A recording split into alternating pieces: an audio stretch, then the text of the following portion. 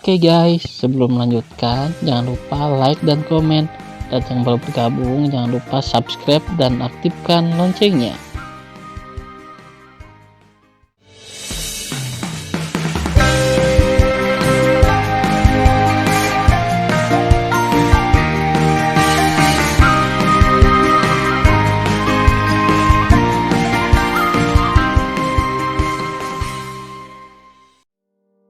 Episode 463. Melanjutkan cerita sebelumnya. Tan Yun tahu bahwa pada kecepatan ini, Liu Wanchuan akan membunuhnya paling lama setengahnya. Pada saat yang sama, Tan Yun juga menemukan bahwa Si Potian mengendarai perahu roh, membawa Ruyan Gaoxian dan orang-orang batu kuat lainnya, dan dia sudah kurang dari 9 juta mil jauhnya. Tan Yun tahu bahwa dia harus segera melarikan diri. Bas. Kekosongan bergetar. Ketika Tan Yun mengangkat formasi pedang, suara Si Potian mengaum dengan marah datang dari langit. Tan Yun, bajingan, membunuh istriku, dan sekarang membunuh 3 tetua klan Si. Ketika pemimpin klan menangkap kamu, aku ingin kamu mencabikmu sampai mati. Pada saat ini, Si Potian. Sebelumnya, dia melepaskan kesadaran spiritualnya dan menyelimuti situasi pertempuran. Dia tahu bahwa tetua kedua, ketiga, dan keempat dari klan Si sedang mengepung Tan Yun. Dia awalnya berpikir bahwa Tan Yun keberuntungan bisa lolos dari kota kekaisaran, tetapi dia tidak pernah berpikir bahwa 3 tetua dari tingkat 3 domain ilahi akan dibunuh oleh Tan Yun. Dia sama marahnya dengan Ruyan Gaoxian di perahu roh, tetapi pada saat yang sama dia merasa ketakutan. Pertama-tama, dalam pemahaman mereka, sejak zaman kuno, tidak ada yang pernah lebih dari 20 kaki dalam kultivasi pemurnian tubuh, tetapi Tan Yun telah melonjak hingga 150 kaki. Kedua, 2 orang yang tidak dapat memahaminya dikejutkan oleh kemampuan Tan Yun untuk melompati tantangan. Sangat sulit bagi mereka untuk memahami bagaimana Tan Yun, yang 8 kali lipat di alam ilahi, dapat membunuh 3 kekuatan dari 3 domain ilahi dengan kekuatannya sendiri. Mereka tidak takut dengan kekuatan Tan Yun, tetapi takut dengan kemampuan dan potensi tantangan lompatan katak Tan Yun. Bertekad untuk tidak pernah membiarkan harimau kembali ke gunung dan membiarkan Tan Yun tumbuh lagi seperti ini. Haha, Tan Yun melepaskan kesadaran spiritualnya dan menyelimuti Si Potian, dan berkata dengan dingin, anjing si tua, Master Sekte ini mengirimimu sebuah kata, harapan itu indah, kenyataan itu kejam. Suara Tan Yun jatuh. Huang Lai, penatua tertinggi dari penegakan hukum Istana Peri Abadi, dan Han Guo, leluhur Sekte Abadi-Abadi, melepaskan 3 napas domain ilahi dan terbang menuju Tan Yun dari jarak 30.000 mil. Kedua pria tua itu licik itu ingin mengambil keuntungan dari cedera Tan Yun dan menjatuhkan Tan Yun dalam satu gerakan. Saat ini, Tan Yun menemukan melalui kesadaran spiritualnya meskipun kera iblis terluka, dia membunuh Marsekal Nanding dan melukai Marsekal Dongping dengan serius dalam pengepungan 4 marsal. Di sisi lain, dalam kehampaan, Moer dan Singa Naga Emas telah membunuh wakil Marsal Shizhen. Pada saat ini, wakil Marsal Beizeng memimpin lebih dari 20 jenderal dengan tingkat pertama domain ilahi mengepung Moer dan Singa Naga Emas. Pada saat ini, sisik naga yang tak terhitung jumlahnya telah ditembak jatuh oleh musuh, dan seluruh tubuh naga penuh dengan luka. Situasi Singa Naga Emas tidak optimis. Ada luka tulang yang terlihat dalam di seluruh sayapnya. Tapi meski begitu, dia dan Moer masih bertarung dengan musuh. Tan Yun memandang Huang Lai dan Han Guo yang telah membunuhnya. Sebuah cahaya halus melintas di mata bintangnya. Tiba-tiba, dia berteriak, pria besar, kera tua dan Moer, jangan terus bertarung. Pergi dan ambil perahu roh 20.000 mil dari tenggara. Aku akan membunuh 2 Huang Lai sebelum sekelompok anjing dalam pengejaran suci Nangom mengejar kita. Setelah mendengar pidato itu, kera iblis, Singa Naga Emas dan Moer dengan ceroboh melepaskan keterikatan dengan musuh, dan bergegas menuju tenggara, perahu roh 20.000 mil jauhnya. Dan Marsekal besar Shizhen, Beizeng, dan wakil Marsekal Beizeng, lebih dari 20 jenderal, dengan panik mengejar ketiga binatang buas itu. Mengaum, Tan Yun, yang sama sekali tidak bisa dikenali dan berlumuran darah, menggenggam pedang ilahi Nimi di tangan kirinya dan pedang raksasa ungu di tangan kanannya, dan meraung seperti binatang buas pada Huang Lai dan Han Guo yang sedang terbang. Huang Lai, Han Guo, karena aku bisa membunuh 3 tetua klan batu, aku bisa membunuhmu 2 binatang tua.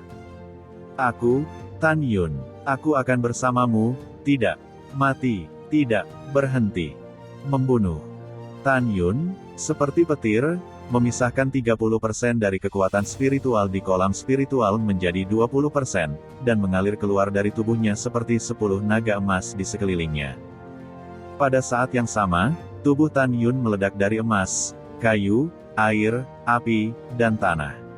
Kekuatan 5 atribut disuntikkan ke pedang raksasa ungu di tangan kanannya. Adegan ini mengejutkan Huang Lai dan Han Guo. Mungkinkah Tan Yun benar-benar memiliki kemampuan untuk membunuh lagi? Akankah Tan Yun melawan keduanya?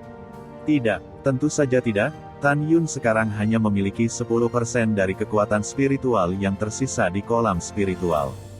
Jika dia benar-benar bertarung dengan keduanya sampai mati, dia pasti akan mati. Alasan mengapa dia membiarkan Kera, Moer, dan Singa Naga Emas pergi mengambil perahu roh di Tenggara, dan sekarang dia terlihat seperti pertempuran yang menentukan, secara alami adalah untuk membunuh. Tan Yun masih tak kenal takut. Dia membunuh 2 orang di arah timur. Dalam sekejap mata, ketika mereka hanya berjarak 5.000 mil, dia tiba-tiba menunjukkan langkah ilahi Hong Meng dan berkedip cepat ke arah timur laut. Setiap kali dia berkedip, dia melintasi jarak 6.000 mil. Setelah 4 kedipan, Tan Yun tidak membunuh kedua orang itu, tetapi mengubah arahnya. Tiba-tiba, dia muncul di atas perahu roh di timur laut. Dia tiba-tiba mengayunkan pedang ke lebih dari selusin jenderal dan 2 leluhur di atas kapal. Seni 5 elemen pedang pembunuh ilahi Hong Meng hancur. Dalam sekejap, seberkas pedang kekuatan emas, seberkas pedang kayu, seberkas pedang air, seberkas pedang api, dan seberkas pedang tanah meledak dari pedang terbang ungu. Kekosongan dengan cepat bergabung menjadi satu, berubah menjadi cahaya pedang 5 elemen berwarna-warni sepanjang 3.000 meter, menebas ke arah musuh di perahu roh. Kecepatannya sangat cepat sehingga hanya satu leluhur dari sekte abadi-abadi yang dengan cepat menjarah perahu roh dan melarikan diri. Yang lain berteriak dan terbunuh dalam pedang 5 elemen. Tidak baik, Huang Lai berkata dengan marah kepada Han Guo, Tan Yun tidak bermaksud untuk bertarung dengan kami sekarang. Kami tertipu. Dia hanya membingungkan kami untuk mengambil kesempatan untuk membunuh dan merebut perahu. Ya, Han Guo berkata dengan marah, cepat hentikan dia, kamu tidak bisa membiarkan dia mengambil perahu roh. Aku ingin memotongnya sekarang, sudah terlambat. Tan Yun muncul di perahu roh dengan tawa, dan dia mengemudikan perahu roh itu ke depan dan terbang ke arah timur, dan berkata, Kera tua, pria besar, Moer, naik ke perahu roh. Kak, ayo, kera iblis terbang ke atas Tan Yun perahu dengan tongkat raksasa di tangan. Singa naga emas mengaitkan tubuh naga iblis dengan kuku, dan menghindari serangan cahaya pedang dengan berbahaya, dan segera terbang ke perahu roh. Kalian dengan cepat memasuki menara suci Linglong untuk pulih dari cedera. Jangan keluar tanpa perintahku. Setelah Tan Yun memberitahu, ketiga binatang itu menghilang dari udara tipis dan muncul di menara. Tan Yun mengendarai perahu roh ke arah timur dengan kecepatan tinggi. Saat dia berkendara menuju perbatasan dinasti Tuba, dia melihat kembali ke Liu Wanchuan yang telah muncul 300.000 mil di belakangnya, dan berkata dengan malu, terima kasih telah menyediakan perahu roh senjata abadi kelas menengah. Hahaha, aku membunuh begitu banyak dari Anda, tetapi mengendarai perahu roh Anda untuk melarikan diri. Rasanya keren untuk memikirkannya. Tan Yun, kamu, Liu Wanchuan, yang juga mengendalikan perahu roh abadi kelas menengah, sangat marah sehingga dia tidak bisa menenggelamkan suaranya. Ah sialan, pada saat ini, dia telah mengendalikan perahu roh senjata abadi terbaik, dan muncul 6 juta mil di belakang Tan Yun si Potian, gemetar karena marah, dan meraung, saya sangat marah, saya juga. Tan Yun, kamu bajingan, kamu membunuh putriku. Bahkan jika kamu lari sampai ke ujung dunia, Patriark akan membunuhmu. Orang tua, kamu tidak takut untuk menjulurkan lidah ketika berbicara besar. Jika kamu memiliki kemampuan, kamu akan selalu mengejar. Jika kamu tidak mengejarku, Kamu adalah cucuku. Setelah Tan Yun tertawa, tubuhnya tiba-tiba menyusut dan berubah menjadi tinggi normal. Dia segera berubah menjadi jubah ungu dan mengeluarkan menara suci perahu. Tan Yun segera memasuki menara 10 lantai, memulihkan luka dan kekuatannya, saat mengendarai perahu roh, melarikan diri dengan panik. Grand Marshal Beizeng dan Shizhen masing-masing mengendarai perahu roh abadi kelas menengah, membawa jenderal dan jenderal mereka masing-masing, dan mengejar mereka menuju Tan Yun. Perahu roh yang dikendarai keduanya hanya berjarak 30.000 mil dari perahu roh yang dikemudikan Tan Yun. Tapi perahu roh mereka, peringkatnya sama dengan yang diambil oleh Tan Yun, tidak bisa mengejar Tan Yun. Huang Lai dan Han Guo sekarang mengemudikan perahu roh Marsekal Nanding, dan mereka juga mengejar Tan Yun.